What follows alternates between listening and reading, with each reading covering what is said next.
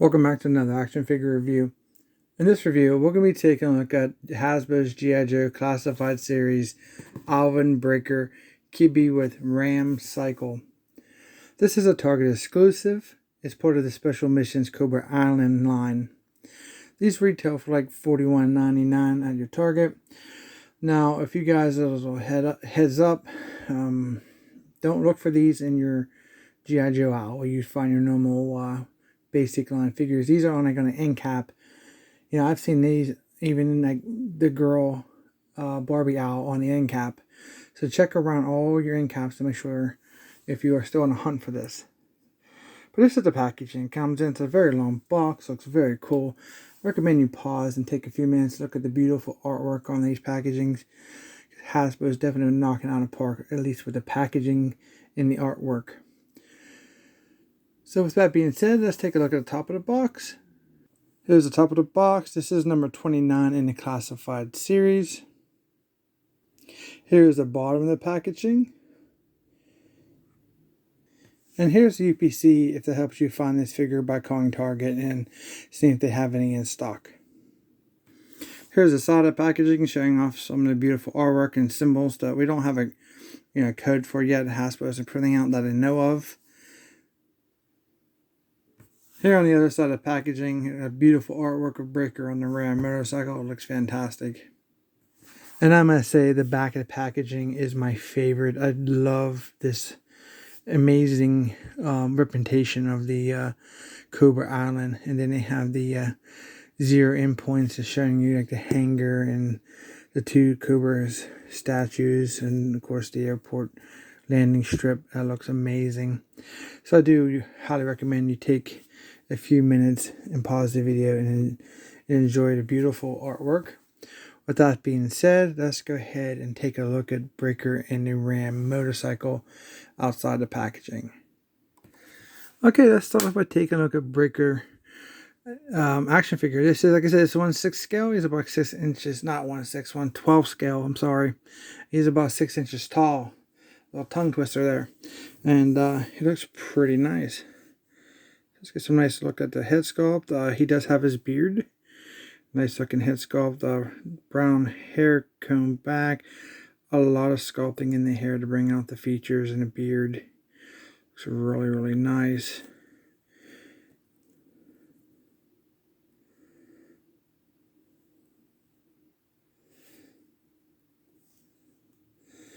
Then the vest. Lots of sculpt work here. Looks very cool. I don't think the vest comes off. I took a look at it. There's nowhere at the top or on the sides to remove the vest, so it looks like if you want that vest off, you'd have to pull the arms off in the head. But overall, it is a beautiful looking vest, nicely sculpted. These guys are pretty much like your green shirts, your original 13 guys. This is our first, well, not technically because we have snake eyes, but the green shirt guys. Looks really good. Love the color of the green. We have the black here on the straps or on the top. We have the sleeves that's kind of rolled up on his forearms. Black gloves. He has black knee pads. He has his black combat boots. It's really good. I really love there's this texture on these. If you guys can see or not, but through the camera here, we have a lot of like texturing in the pants. You see a lot of the folds in the bottom of the pants here. That's a nice sculpting. On the back side here, we have his pockets. That's really cool. A lot of detailing. You can see on the back of the legs, a lot of sculpting. So this is a pretty nice sculpted figure.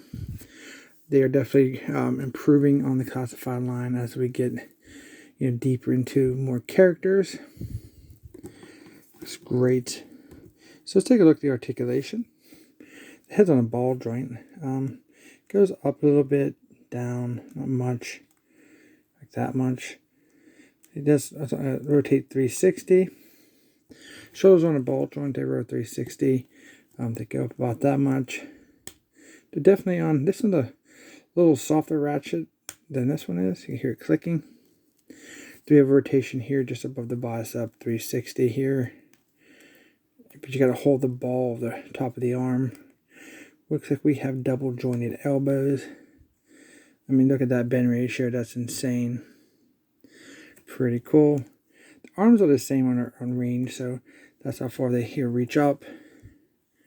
Very nice. Double joint elbows is fantastic.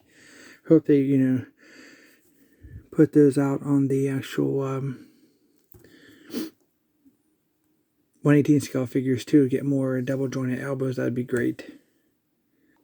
Now, one thing I did notice, I wasn't sure if it's, you know, if it's supposed to be that way, but this elbow has like a black pad on it, and this one doesn't. At first, I thought maybe it was missing, but you can see that's definitely a different style. It's like stuck out more than that one. Is that meant to be that way? I'm not sure. I'll have to do some research about that. Now, for the waist, it does rotate 360 around. It's very stiff. We have a, now, what's interesting about these legs is you got to kind of pull down on them a little bit to get them to go out. See that gap in there? You can do a split pretty good like this. And then if you bring it back down, you watch that. See how that gap in there? You kind of gotta like maneuver it back up in there. Like lift it as you're pushing upward. And it pops right back into place. These are not my favorite designs because I feel like they're going to break. I bet you this is going to be a breaking issue in the future for these. But I'm just speculating, but it's the way it feels on most of these. See how like it gives you a lot of resistance unless you pull down to make the space. I don't like how these crotches feel for sitting purposes at least. Make me kind of uneasy because, you know, they break. And those are hard to find sometimes with some of these characters. So he'll sit pretty good. You know, it's popping back down, but you can see how they pop down out of place like that, and you get like a, see how they pop right back in. And then we have thigh rotation here. We have, oh, these are stiff. Double jointed knees. It's incredible. Now for the feet, they do pivot down, pivot up. Then we have a side to side. You can rotate them all around. Oops. If that's something you want to do. Not bad at all. Well, the only accessory breaker comes with this is a helmet. This is a really nice looking helmet. We have black on the side with the black mic. And I love the visor. It's like a two-tone. We have a purplish, greenish, and bluish color visor kind of like mixed together there. Not sure if it's coming through very well. But it's really nice how that probably reflects from, you know, the sun. We have some devices here on the side of his helmet. Also black, the top. It has the green little antenna there. And fits him really nicely too. So we just got to get over his hair. And then you can actually have it like that if you want to see his eyes. Or you can push it all the way down to where it fits very snug over his eyes.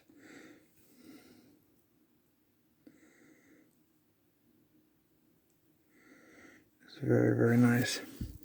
So it's that breaker back here, and we'll take a look at the Ram motorcycle. Okay, here's the Ram. It looks pretty cool. We have the green. Some modern take on the Ram motorcycle. Pretty nice. We have the G.I.JOE logo, and how it kind of extends down here. And then we have the MG 1027 there on the bottom. Kind of breaks up the green. Then we have instrument cover here. We have the little classic black wrench that came with the original Ram motorcycle. So that's a nice little touch. And then here on the engine, we have, you know, some gunmetal and black. So it kind of breaks it up and makes it look really nice for overall presentation. We have these like grayish rims. It's really cool. A lot of sculpt work in the axles here. We have the black shock there. The tires feel like they're very hard rubber. It's not a plastic, but it's definitely a harder rubber than you're used to. So it should last a long time. They feel very durable. The front rubber roll is pretty good. Not so much for the back one. It's kind of a little shorter than that one. But that one will go for a while. I have this charcoal or maybe gunmetal color on the back here. On the rear of the bike, the pipes are definitely drawn out. That's pretty nice. We have the red tail light. The other side, we have the American flag. Some of those classic emblems there on the side of the bike. Looks really good. So on the front, we have the silver headlight, I'm assuming. And on the top, just as much to look at, we have the handlebars, we have the gauges, the brakes, the windshield, the black seat. Looks really, really nice. It's a nice piece. It is a larger because this is a 1/12 scale bike. On the bottom here, you can see how the pipes come down around. And then inside here we have a kickstand. It's a black one. And then it'll stand really good by itself. Next up we have this minigun that goes along the side of the bike. Now there is just a little bit of assembly on this figure, and what is said, I should say, it is going to be the sidecar for a Ram motorcycle. But this is our minigun. We have a handle here. This kind of dubs as a weapon for Breaker, which, you know, doesn't really fit the character. You know, he should have had his backpack and a assault rifle. This is more of a roadblock style weapon. I don't see Breaker using it. He should have had his communications equipment and a rifle, but that's my opinion. Looks really good. You can see the individual barrels that are drilled right there. The light goes through it. Front of it looks good. The back, the handlebar. Top, we have a handle. And then you get the two sidecar pieces, like so. Here's the one side, the inner part. These are the pegs that go on to the side of the motorcycle. We have the USA there on the top. Here's the other half. Do you have a 36 there on that side? And then we have the inner piece. That's pretty cool. Before we assemble this, we'll take a look and see how well Breaker holds this minigun. Okay, here he is holding the weapon. He held it pretty nicely. It's kind of hard to get these wrists to really hold this type of a weapon, but he can hold it pretty good. All right, to try that again. Okay, now we got this a little bit better.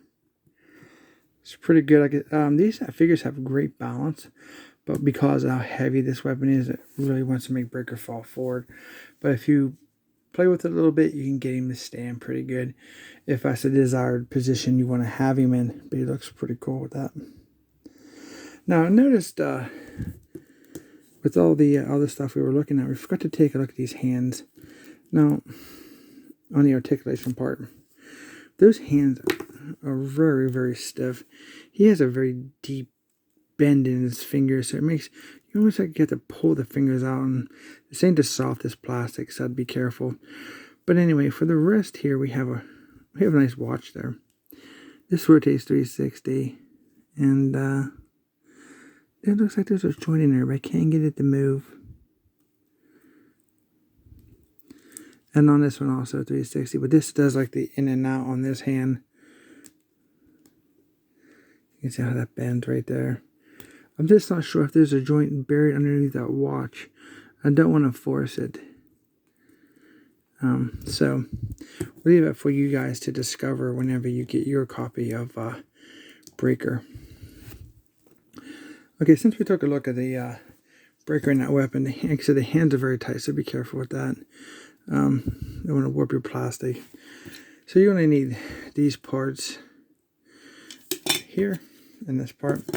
So the part that has the USA on it is a top piece. So here's like a little notch right there. You're going to put the handle in there like so. and that'll fit right inside. Then you grab your other piece, and then it'll be the one with the decal also. And they just press together. And there you have the completed sidecar. Pretty cool.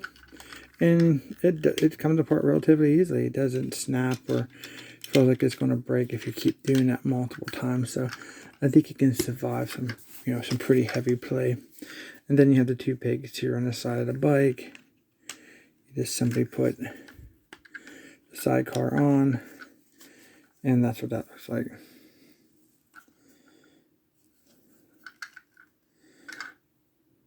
It stays on really, really well. You don't even need the kickstand when you have the sidecar on, because he will stand by itself now, because we have 3 points of contact on the floor. For the articulation of bike, this does turn a little bit. Not much. That's pretty much the only articulation besides the wheels rolling on the bike.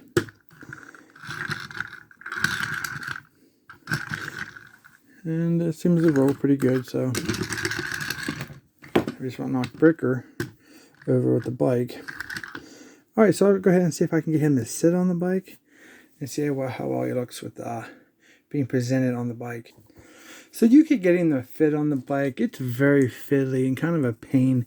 The reason it's a pain is because of the angle of the handlebars. You can see how they kind of pivot down right here. And then you got to get the wrist a certain way. And then you turn the wrist, you kind of like the fingers, the way the fingers are sculpted, it's really a pain because these look like they want to bend down. But I did see photographs with him on the bike, so you can get him. I just don't want to break my copy. So, and then if you notice here, there's peg here and a peg on that side for his feet. So you get him in the right position. And that does work out really well there, no problem. But then getting him to lean forward is really the tough part. So just think maybe these should be seated a little more, maybe back, so he can lean forward a little more. But it's definitely very fitty because once you get one hand on, the leg pops off, and then vice versa. So, but it can be done if you want to sit and get that positioning for your displays. But all in all, it's a great looking figure, great looking set. I recommend it. So my cons are those: the fingers are really stiff, and it makes it really difficult to get the figure to sit on the bike. But you can do it if you kind of manhandle a little bit and not worry about breaking either the fingers or the handlebars. And then crotch is like a whole new experience. Like pulling down those legs a little bit on those little sockets. I just don't know how that's going to stand the test of time. I've seen that on a couple of the figures that I have, and it was just kind of like it makes you feel like you're putting a lot of stress on it. So those are my cons. Other than that, the packaging is beautiful. The sculpts were really nice. I like the modern take on the Ram motorcycle. It's not the classic look, but maybe one day we will get it because they're definitely leaning more towards classic designs in their figures, or maybe we may see it in our vehicles eventually also.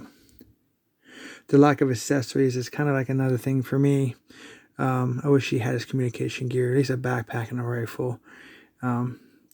I'd be willing to pay a few more dollars just to get the accessories, in my opinion.